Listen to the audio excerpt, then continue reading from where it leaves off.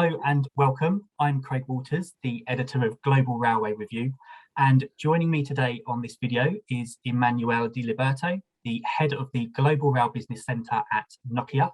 Emanuele, thank you so much for taking the time to speak with me today. Thank you for the opportunity. Excellent. So I would like to speak with you about train-to-ground communications for urban and metro rail networks, and how this ties in with getting more passengers to choose to travel by rail. We know that today's railway operators are under the spotlight as governments are continually looking to reduce urban congestion, lower carbon emissions, and increase the numbers of passengers travelling by rail. So perhaps, Emanuele, if you can start us off by explaining more about why it is important to make the passenger journey experience better, and how improving on-time efficiency, safety and security plays a part in all of this? Yeah, no, absolutely. I mean, clearly, as you correctly said, let's say mass transit operator in particular, because of this urbanization trend, they're under enormous pressure. So they're making new investment, they're trying to automate more their operation, their trains. And with automations also, let's say a certain amount of additional, let's say, complementary technology and systems need to be, need to be deployed to make this really happen. Security system, automation technology like CBTC. I mean, these all are contributing at the end of the day to improve passenger experience in a way, because you will have really trained with the right, let's say, headways on time at the platform. You can better predict, let's say, the throughput of your network. And at the end of the day, you will have a chance to really control what's happening in the rail system, monitor the security and the safety of the passenger at the platform, in the station, inside the trains. And all of these contribute to make really the passenger experience better. Not to forget, because this remains a very important point, that at the end of the day, the time that the passengers spend in the trains, be the main line or mass transit, has to be felt for the means of transport to be selected somehow productive, and also to this extent having, you know, complementary somehow passenger connectivity, or enabling, for example, the service provider to cover, let's say, the railway infrastructure properly, contributes to really make the overall journey at the end better and more enjoyable for the passenger. Of course. So how does then mission critical broadband connectivity come into play with all of that? And do you think that this is the foundation for digitally transforming today's railways?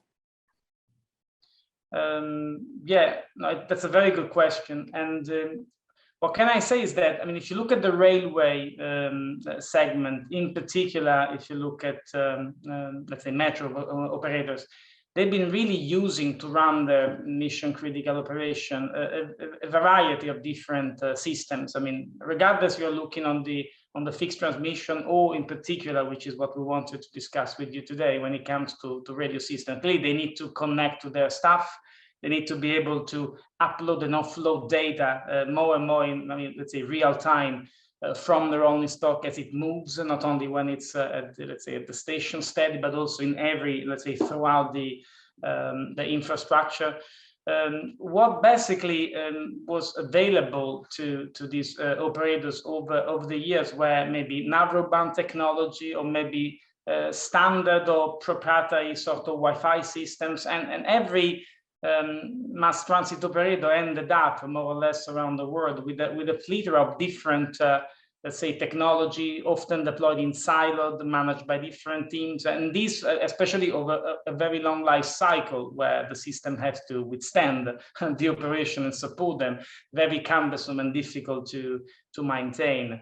What is good is that maybe with the initial push of the public safety industry, but also now railway energy and many other industries, let's say, jump on the same sort of wagon from a standardization point of view. Now, actually, the telecom industry with 4G, 5G has got really a platform which can support an incredible amount of, let's say, of use cases. It's a standard technology. You can really leverage, let's say, economy of scale. and really support all of the various use cases that the railway industry would require, including, let's say, railway, which is our topic of focus today.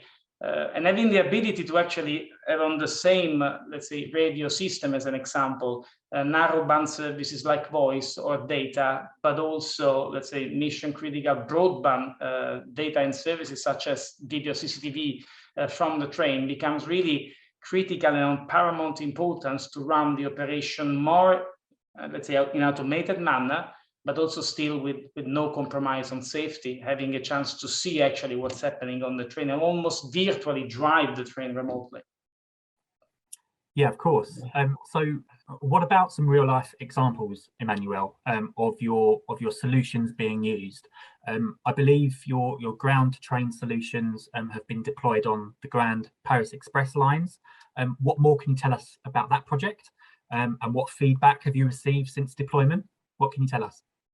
Now, indeed, at the moment, Nokia is involved in a very major program in the city of Paris to actually equip the new sort of circle line that is being built in preparation for the Olympic Games with a state-of-the-art modern, let's say, converged broadband radio system based over LTE to support mission critical CCTV and some other accessories data such as mission critical push to talk and voice services. It's a very challenging program. It's a very major undertaking that the city of Paris and Société Générale are actually doing and taking together with Nokia and our partner.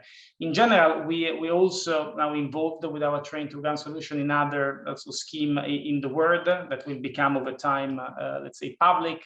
Sometimes the use cases are more centric to mission critical operation. In other cases, our solution and our patent and innovation are supporting more passenger connectivity and therefore pure passenger satisfaction sort of use cases.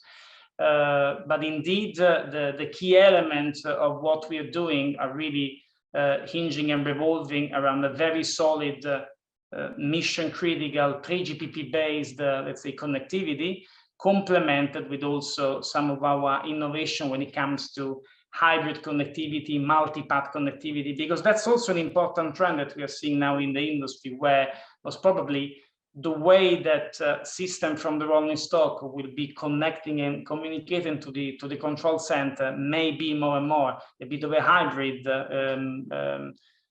solution based on private, let's say, network, public network, and in general, what we anticipated that the future may rely a lot on multi-connectivity, which is also now looking at the mainline railway industry, also a bit what is some of the foundation behind the concept and the idea and the innovation which UIC is working on under the banner of FRMCS, which also will be widely seen as a functional system, potentially supported by underlying multiple different connectivity technology. Yeah, absolutely. Sounds like a lot of exciting things going on.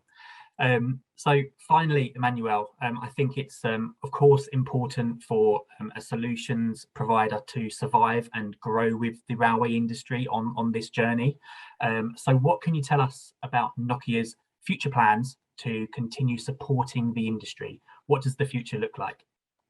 Yeah, I mean, what I can tell you is that Nokia has been now supporting the railway industry alongside other industry, but railway in particular for many, many years. We're really very committed to the railway industry.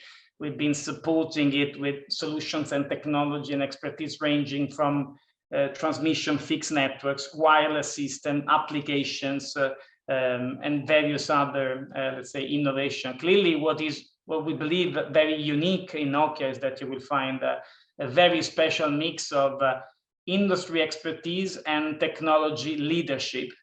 And really innovations, and not of really least importance, a lot of persons who are dedicated to the railway segment and serve the railway segment with a lot of passion. So we are investing heavily in rail. We've been, and we are still one of the key stakeholders supporting GSMR. We are working at the heart of the innovation of one of the future big, let's say, trends as identified by the industry, as FRMCS, and also with our, let's say, IP and PLS, let's say, solutions, for example, that we are positioning a lot into the mass transit arena, as well as, let's say, our overall portfolio. We're really very, I would say, a very, let's say, absolute, let's say, committed player to this particular very special sector. Absolutely, excellent. Okay, well, thank you, Emanuele. Unfortunately, that's all the time we have for today. Thanks so much for joining me. Really great to hear what you've got to say on the digital transformation of rail, which is, of course, such a key moment for the industry right now. So thank you very much for joining me. Thank you. Thanks for taking the time. Thank you. Thank you. Bye-bye.